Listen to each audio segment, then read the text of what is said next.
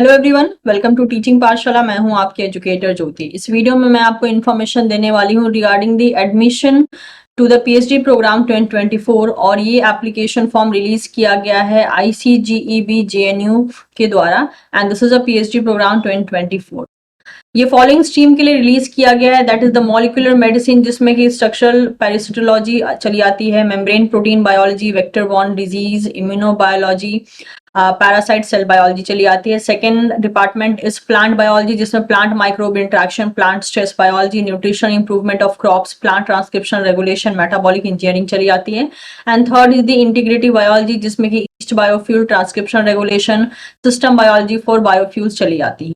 इसके अलावा जो है आप इनकी वेबसाइट पे विजिट कर सकते हैं बाकी और भी बहुत सी डिटेल्स को जानने के लिए regarding the different research interest. ठीक है, अब मिनिमम क्वालिफिकेशन जान लेते हैं कि अगर आप जो हैं यहाँ पे पीएचडी करने के लिए इंटरेस्टेड हैं तो आपकी मिनिमम क्वालिफिकेशन क्या होनी चाहिए। तो सबसे पहला है द फर्स्ट क्लास 60% और equivalent grade in MSc in any branch of science. Example physics, chemistry, biology, mathematics. आपने जो है एमएससी किसी भी ब्रांच से की हो, जैसे कि हमारा चैनल मेनली लाइफ साइंस से डील करता है, तो आपने अगर एमएससी किसी भी बायोलॉजी ब्रांच से की है, किसी भी साइंस ब्रांच से की है, तो आप एलिजिबल हैं। बस आपके जो एमएससी का मार्क्स है वो उसमें जो है 60% होना चाहिए या इसके इक्विवेलेंट ग्रेड होने चाहिए। या फिर एमटेक और एमबीबीएस और एमवीएससी और एम फार्मा और equivalent qualification recognised by the JNU New Delhi is required. इसके अलावा जो है आपके ये सारे क्वालिफिकेशन हैं तो भी जो है आपकी एलिजिबिलिटी यहाँ पे कंसीडर की जाएगी। दूसरी एलिजिबिलिटी क्राइटेरिया है the applicant should have cleared any one of the following examination. जो एप्लीकेंट हैं उनका इनमें से कोई भी एक एग्जाम क्लियर करना बहुत जरूरी है, जैसे कि हो गया CSIR exam, UGC, ICMR, DBT category 1, BINC, DST Inspire or any other GRF examination. Copy of award letter needed to be attached. The fellowship must be valid for at least 4 years. That is GATE and DBT category 2 are not accepted. तो अगर आप ध्यान देते हैं यहाँ पे तो यहाँ पे साफ साफ मेंशन करके रखा है कि इनको किसी टाइप का एक फेलोशिप एग्जाम चाहिए, मतलब आपने कोई ना कोई फेलोशिप एग्जाम को यहाँ पर क्लियर किया हुआ होना चाहिए, तभी जो है आपकी एलिजिबिलिटी है। जैसे कि आपका CSIR JRF हो सकता है, यूजीसी नेट JRF हो सकता है, इसके अलावा ICMR JRF, DBT category 1, DST inspire, BINC हो सकता है। अगर आप गेट क्लियर्ड हैं या DBT कैटेगरी 2 में आपका नाम है तो आपको एक्सेप्ट नहीं किया जाएगा। और जो भी फेलोशिप अगर आप जो है यहाँ पे प्रेजेंट करते हैं वो लगभग आने वाले टाइम में जो है एक्टिव रहनी चाहिए, जो कि यहाँ पर मेंशन है।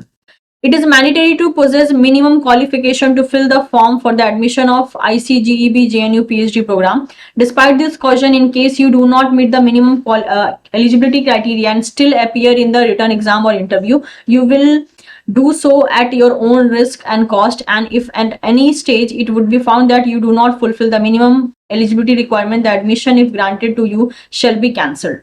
मान लीजिए इसके बावजूद भी अगर आप इनमें से क्वालिफिकेशन को फुलफिल नहीं करते और आपने फॉर्म भर दिया, एग्जामिनेशन दे दिया, इंटरव्यू दे दिया और ये सब चीजें क्लियर भी हो गई, तो भी आपका जो फाइनल एडमिशन होगा उससे कैंसिल कर दिया जाएगा, बिकॉज आपकी मिनिमम क्वालिफिकेशन यहाँ पे फुलफिल नहीं होती है।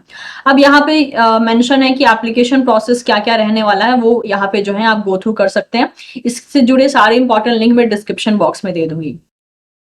आपको जो है एक बार ही फॉर्म फिलअप करना है and of course online form fill up करना है। Before filling up the form make an online transfer of 1000 rupees in favour of International Centre for Genetic Engineering and Biotechnology with the following detail.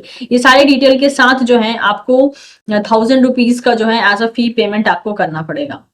Next note down the transaction number and save the screenshot for the transfer. You will be required to fulfill the detail in the form.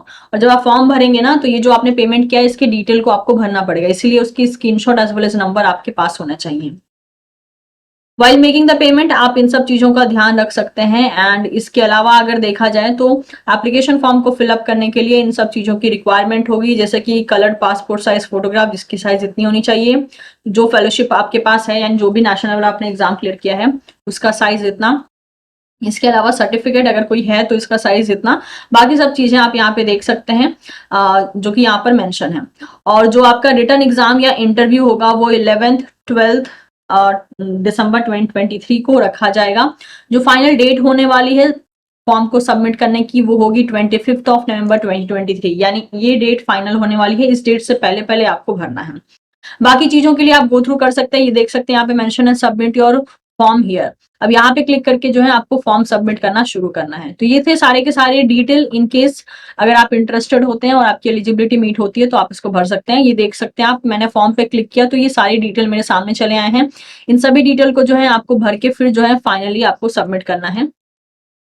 ठीक है, तो मैं उम्मीद करती हूँ ये information आपके लिए यूजफुल रहा होगा। Do share this video with your friends जो कि इस टाइप के मेनली अपॉर्चुनिटी की तलाश में थे। And don't forget to subscribe teaching Pathshala for more such video updates. Thank you so much everyone, will see you soon in the next session.